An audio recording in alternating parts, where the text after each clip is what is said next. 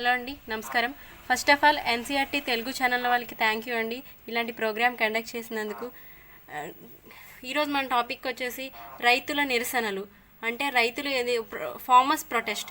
రైతులు అనేవారు ఎందుకు నిరసనలు చేస్తున్నారు, దానికి అసలు కారణం ఏంటి అనే దాని గురించి మనం మాట్లాడుకుందాం. చాలా రోజుల నుంచి ఆన్గోయింగ్ టాపిక్ అండి ఇది. ఫార్మర్స్ ప్రొటెస్ట్ అనమాట. అసలు ఫార్మర్స్ ఎందుకు ప్రొటెస్ట్ చేస్తున్నారు, దీనికి రీజన్ ఏంటంటే మన పార్లమెంట్లో వచ్చేసండి 3 ఫార్మ్స్ అనేవి ప్రవేశపెట్టారండి ఫార్మర్స్ కోసం. ఆ ఫార్మ్స్ అనేవి రైతులకి నచ్చక, ఏవైతే గవర్నమెంట్ మోడీ సార్ గవర్నమెంట్ ప్రవేశపెట్టిన ఆ ఫార్మ్స్ నచ్చక రైతులు అనేవాళ్ళు ప్రొటెస్ట్ చేస్తున్నారండి. మాకు ఈ ఫార్మ్స్ వద్దు, వీఆర్ అగెయినెస్ట్ దీస్ ఫార్మ్స్ అని వాళ్ళు చెప్తా ఉన్నారండి. ఆ ఫార్మ్స్ ఏంటి, అసలు వాళ్ళు అందులో ఏం చెప్పారు, వీళ్ళు ఇంత తీవ్రంగా ప్రొటెస్ట్ చేయడానికి గల రీజన్ ఏంటనేది తెలుసుకుందామండి. దీని గురించి చెప్పాలంటే ఫస్ట్ హర్యానా స్టేట్లో ఫార్మర్స్ స్టార్ట్ చేశారండి ఈ ప్రొటెస్ట్ అనేది. ఆగస్ట్ 2020లో ఈ ప్రొటెస్ట్ అనేది స్టార్ట్ చేశారు. రాను ఈ ఉద్రిక్తం ఎక్కువయ్యి ఫార్మర్స్ ఎవరైతే ఉన్నారో వీళ్ళందరూ యూనియన్గా ఫామ్ అయ్యి అండ్ వాళ్ళ రిప్రజెంటేటివ్స్ అందరూ కలిసి ఏదైతే గవర్నమెంట్ ప్రవేశపెట్టిన ఫార్మ్స్ని అపోజ్ చేశారండి.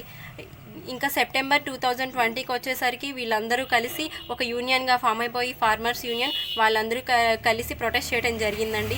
అసలు ఆ ప్రొటెస్ట్కి రీజన్ ఏంటంటే ఏదైతే పార్లమెంట్, లోక్సభ అండ్ రాజ్యసభలో గవర్నమెంట్ ఏదైతే 3 ఫార్మ్స్ ప్రవేశపెట్టారండి, అందులో ఫస్ట్ రైతులు ఏదైతే పంటను పండిస్తారో ఆ పంటకు తగ్గ ధరలు, నెక్స్ట్ ఒప్పందం అండి, కొనుగోలుకు సంబంధించిన ఒప్పందం. ఇంత రేటు పంటకి పండిస్తాం కదండి, ఇన్ని పెట్టి ఇన్ని లాభాల వల్ల పంటను పండిస్తాం కదా, ఆ పంటకి ఎంతైతే డబ్బులు వస్తాయో, ఎంతైతే ప్రాపర్గా ఇవ్వగలుగుతామో వాళ్ళతో ఒప్పందం గురించి చెప్పారండి ఫస్ట్ దాంట్లో. ఇప్పుడు గవర్నమెంట్ చెప్పింది ఏంటంటే ఏదైతే మనకి కార్పొరేట్ కంపెనీస్ ఉన్నాయో వాళ్ళతో టైఅప్ అయ్యి వాళ్ళతో ఒప్పందం కుదుర్చుకోమని చెప్తున్నారండి. వాళ్ళు ఏంటంటే పంటకి ఇంత రేట్ నిర్ణయిస్తారు. అట్ ద సేమ్ టైం పంట రాక ముందే వీళ్ళు రేట్ని ఫిక్స్ చేస్తారు. దానివల్ల బెనిఫిట్ ఉంది, లాస్ ఉందండి. ఇన్ కేస్ పంట అంతా ప్రాపర్గా వస్తే okay benefit. At the same time ఎప్పుడైతే లాస్ వస్తుందో అది మొత్తం రైతులకే ప్రాబ్లం అవుతుందండి. ఇది వీళ్ళ పాయింట్ అండి. వాళ్ళేమో కార్పొరేట్ వాళ్ళు ముందే మేము ఇంత రేట్ ఫిక్స్ చేసి ఇస్తామంటున్నారు. ఫార్మర్స్ ఏదైతే ఉన్నారో మేము దీనికి యాక్సెప్ట్ చెయ్యము, దీనివల్ల మాకు ఎటువంటి యూజ్ లేదు, కార్పొరేట్ కంపెనీస్ వాళ్ళకి యూజ్ అని వీళ్ళు చెప్తున్నారండి. నెక్స్ట్ మన సెకండ్ ఫార్మ్ వచ్చేసి ఏంటంటే ఏదైతే నిత్యావసరాలు ఉన్నాయో ఈ పంట సాగుకు సంబంధించి ఎరువులేంటి, విత్తనాలేంటి, ఇవన్నీ రీజనబుల్ ప్రైజెస్కే ఇస్తాం. ఎట్ ద సేమ్ టైం వాళ్ళ నీడ్కి తగ్గట్టు ప్రొడ్యూస్ చేస్తాం. బట్ సరళీకృతమైన నిబంధన అంటున్నారండి. అంటే కొంచెం ఏదైతే నిర్బంధిస్తామో ప్రాపర్గా ఇవ్వము, కొంచెం నిబంధనలు అయితే వర్తిస్తాయి అని చెప్తున్నారు. దీనివల్ల మనం ఇన్ కేస్ వాళ్ళకి కావాలనుకున్నా సరే యూజ్ చేసుకోవచ్చు, బట్ ఏదైనా లిమిటెడ్. దీనివల్ల ఫార్మింగ్లో అనేది కాంపిటీషన్ పెరుగుతుంది అని వాళ్ళ ఒపీనియన్ అండి. ఈ విధంగా ఫార్మర్స్కి అండ్ గవర్నమెంట్కి మధ్య జరిగిన ఈ ప్రొటెస్ట్ యాక్ట్లో చాలామంది పోలీసులు ఇంజ్యూర్ అయ్యారండి. Republic day Jan 26 republic day రోజున జరిగిన పెరేడ్లో 348 మెంబర్స్ పోలీస్ ఎవరైతే ఉన్నారో వాళ్ళు ఇంజ్యూర్ అయ్యారు. At the same time 248 police men అనేవి చనిపోయారండి. ఇంకా 100 మెంబర్స్ అయితే బ్యాడ్లీ ఇంజ్యూర్ అయ్యారు. సో ఇదంతా ఏంటంటే గవర్నమెంట్కి అండ్ ఫార్మర్స్కి మధ్య జరిగిన ఈ ప్రొటెస్ట్లో దాని యొక్క ఆ క్లాష్లో చాలామంది పోలీసులు అయితే చనిపోవడం జరిగింది. ఇంకా ఇన్ఫ్రాస్ట్రక్చర్ చూసుకున్నట్లయితే ఏదైతే నేషనల్ హైవే ఉందో ఈ ఫార్మర్స్కి అండ్ పోలీసులకి జరిగిన మధ్య ప్రొటెస్ట్లో ఈ పోలీస్ అనే వాళ్ళు ఎస్కేప్ అవడం కోసం ఆ నేషనల్ హైవే బ్రేక్ చేయాల్సి వచ్చిందండి. సో ఇన్ఫ్రాస్ట్రక్చర్ విధంగా చూసుకున్నా సరే మనకి ఈ విధమైన లాస్ ఉంది. At the same time 1500 telecom towers అనేవి కూడా డ్యామేజ్ అవడం జరిగిందండి. ఈ విధంగా ఫార్మర్స్ ప్రొటెస్ట్ యాక్ట్ వల్ల ఇంత లాసెస్ అయితే ఉందండి. గవర్నమెంట్ మనం పాస్ట్లో చూసుకున్నట్లయితే గవర్నమెంట్ అండ్ ఫార్మర్స్కి ఏదైతే ఉందో చాలా ఎకో ఫ్రెండ్లీ రిలేషన్ ఉండేదండి.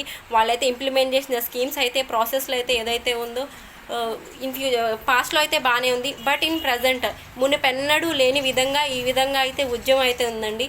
ఈ నార్మల్గా చెప్పాలంటే ఫార్మర్ ఈజ్ ద బ్యాక్బోన్ అంటారు, బ్యాక్బోన్ కాబట్టి వాళ్ళ కోసమే ఏదైనా మంచి చేయాలని గవర్నమెంట్ కూడా ఒక స్టెప్ ముందుకెళ్ళండి. సో అదే ఆ విధంగా ఆలోచన చేసే గవర్నమెంట్ వాళ్ళు కూడా చెప్పడం జరిగింది.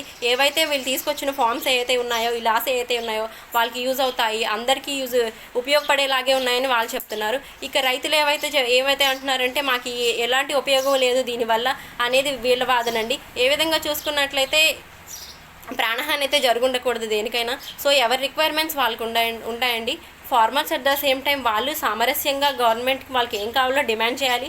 నచ్చని దాంతో కాంప్రమైజ్ అవ్వమని ఎవరు చెప్పరు. At the same time government కూడా దిగివచ్చి వాళ్ళు ఏం అడుగుతున్నారో దాని గురించి కూడా ఆలోచించాలండి. ఇది మన ఫార్మర్స్ ప్రొటెస్ట్ యాక్ట్ అండి. దాదాపు మనం చూసుకున్నట్లయితే 6 months బ్యాక్ నుంచి ఆన్ గోయింగ్ టాపిక్ అండి ఇది. ఈ విధంగా ఫార్మర్స్ అనేవాళ్ళు ఏ విధంగా ప్రొటెస్ట్ చేస్తున్నారు అనేది. సో గవర్నమెంట్ కూడా వీళ్ళని ఒకసారి దృష్టిలో పెట్టుకొని ఏం జరుగుతుంది ఏంటని అబ్జర్వ్ చేయాలి. At the same time farmers కూడా వాళ్ళకి ఏవైతే కావాలో వాటిలన్నింటినీ సామరస్యంగా పరిష్కరించుకోవాలండి. ఇంకా నాన్ బీజేపీ క్యాండిడేట్స్ ఎవరైతే ఉన్నారో ఆల్ అపోజిషన్ పార్టీస్ అందరూ కూడా దీనికే సపోర్ట్ చేస్తున్నారండి ఫార్మర్స్కే. వాళ్ళ ఈ ఫార్మ్స్ వద్దు వాళ్ళకని చెప్పి. ఇంకా గవర్నమెంట్ అయితే ఇది అందరికీ యూజ్ అవుతుంది అని చెప్పి గవర్నమెంట్ అంటున్నారు. సో ఇదండి మనం చూసినట్లయితే farmers protest act from August to now అండి. సో హోప్ అందరూ మనం సపోర్ట్ చేద్దామండి అట్ గవర్నమెంట్కి, అట్ ద సేమ్ టైం ఫార్మర్స్కి. సో ఏదైనా సరే మంచి జరగాలని కోరుకుంటూ. So thank you so much.